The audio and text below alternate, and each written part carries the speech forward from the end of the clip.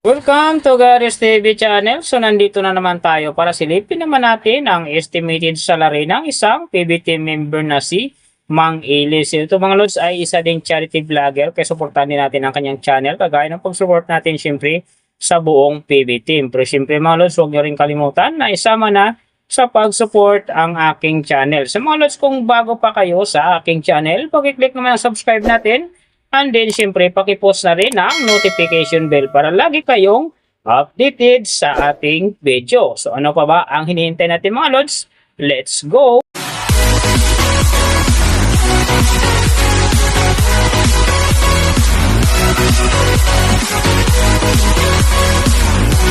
So mga lods, si Mang Ilis sa ngayon ay mayroon ng upload videos na 1,431. And then, mayroon na rin siyang subscriber na 330,000. So, may video views naman siya ngayon na 72,047,992.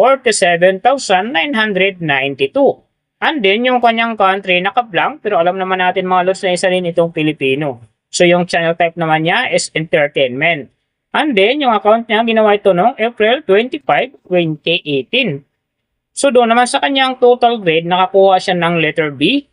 And then, sa kanyang social blade rank naman, nasa 199,396. So, doon naman sa kanyang subscriber rank, nasa 2,031. And then, sa kanyang video views rank naman, nasa 254,450. So, doon naman sa kanyang country rank, same pa rin mga loads, naka-blank. And then, sa kanyang entertainment rank naman, nasa 1,790. So, nakita na natin yung kanyang ranking. Silipin naman natin yung kanyang last 30 days na subscriber. So, nakakuha siya dito mga lods ng 5,000. Ang kinaganda lang dito kasi ang kanyang percentage ay umangat ng 66.7%. So, ibig sabihin, maganda ang pasok ng kanyang subscriber ngayon kung i-compare natin sa nakaraan niyang buwan.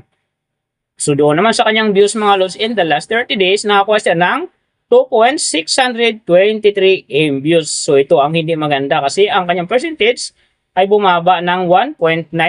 So ibig sabihin medyo bumaba ng konti ang pasok ng kanyang views sa ngayon kung i-compare natin sa nakaraan niyang buwan. So alam na this mga fans ni Mang Ili, mga PB team fanatic dyan. So share na natin sa ating mga newsfeed and sa ating mga friends ang kanyang video dahil big help yan para gumanda uli ang pasok ng kanyang views. So, nakita na natin yung kanyang ranking, last 30 days subscriber, and din yung kanyang views. Silipin naman natin yung kanyang daily summary from subscriber, views, and then yung kanyang earning. So, sa kanyang subscriber mga lods, may 2 araw akong nakita dito na umangat ng tig 1K. Simula nung January 11, nakakuha siya ng 1K. And then, nasundan ito na ang January 18, nakakuha ulit siya ng 1K. Kaya, ang kanyang subscriber ngayon nasa 330,000. So, doon naman sa kanyang views mga lods, yung mga ganda rito, January 8, nakakuha siya ng 191,000. And then, pagdating ng January 10, nakakuha siya ng 115,000. So, pagdating naman ng January 14, nakakuha siya ng 129,000. And then, yung last na maganda sa kanya, yung January 18, nakakuha siya ng 198,000. So yan ang magagandang views na nakuha niya mga lods. Pero sinasabi ko hindi pa yan totally ganun kaganda kasi nga ang kanyang percentage dyan ay bumaba pa ng 1.9%.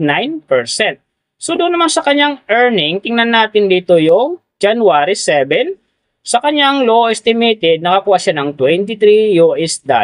And then sa kanyang high estimated naman, nakakuha siya ng $367. So ang mga yan naman mga lods, daily summary lang, mas maganda kung silipin natin yung naka-round off na from daily, weekly, and monthly para malaman na natin kung magkano na ngayon ang estimated salary ni Mang Ili dito sa YouTube. So, unahin natin yung kanyang daily average. So, sa daily subscriber, nakakuha siya ng 167. And then, sa kanyang views naman, nakakuha siya ng 87,434. So, doon naman sa kanyang daily low estimated ng kanyang earning, nakakuha siya ng $22.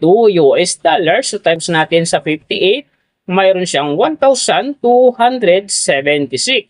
And then, sa kanyang daily high estimated naman ng kanyang earning, nakakuha siya ng 350,000 US dollar. So times natin sa 58, mayroon siyang 20,300. So yan mga lods ang kanyang daily average. So pupunta naman tayo sa kanyang weekly average. So sa weekly subscriber, nakakuha siya ng 1.16k. And then sa kanyang views naman, nakakuha siya ng 612,038.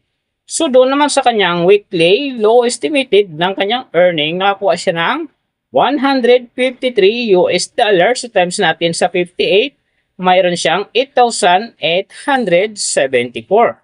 And then sa kanyang weekly high estimated naman ng kanyang earning, nakakuha siya ng 2,400 US dollar. So times natin sa 58, mayroon siyang 139,200. So yan naman mga lods ang kanyang weekly average. So pupunta naman tayo sa kanyang monthly average. So sa monthly subscriber, nakakuha siya ng 5,000. And then sa kanyang views naman, nakakuha siya ng 2,623,012.